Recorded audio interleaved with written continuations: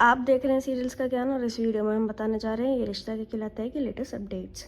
सब कोई गोदाम में आ जाता है और पूकी को ढूंढने लगते हैं और इतनी ही देर में पूकी की रोने की आवाज़ आ जाती है और सब कोई उसे ढूंढने लगता है। पर ढूंढने पर वो एक खिलौना निकलता है जिसमें से एक रोने की आवाज़ आ रही होती है और सारे डब्बे छानने के बाद भी पूकी कहीं भी नहीं मिलती। अबीरा के पेट से खून बह रहा होता है पर वो किसी की नहीं सुनती और पूकी के लिए परेशान होती है।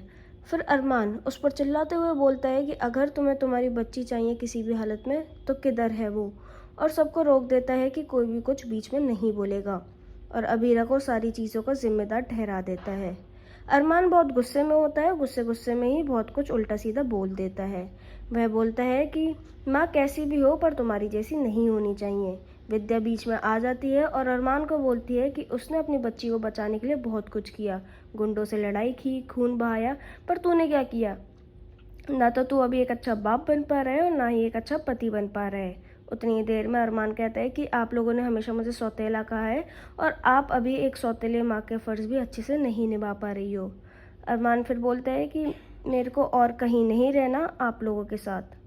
विद्या बोलती है कि जाना है तो जा। अरमान उधर से चला जाता है।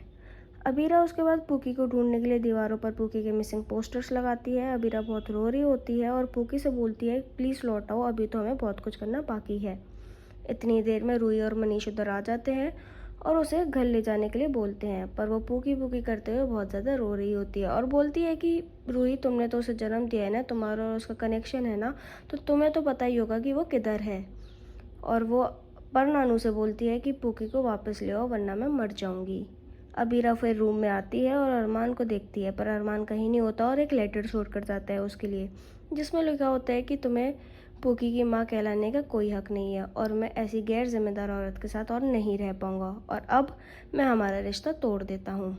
आगे दिखाएंगे कि कहानी ने लिया एक नया मोड़ और कैसे कुछ सालों बाद अरमान और अबीरा जी रहे हैं अपनी अपनी ज़िंदगी, वो भी जो एक दूसरे से दूर। ऐसे ही डेली अपडेट्स जानने के लिए बने रहिए चैनल के साथ। चैनल को सब्सक्राइब कीजिए और बेल आइकन को हिट कीजिए।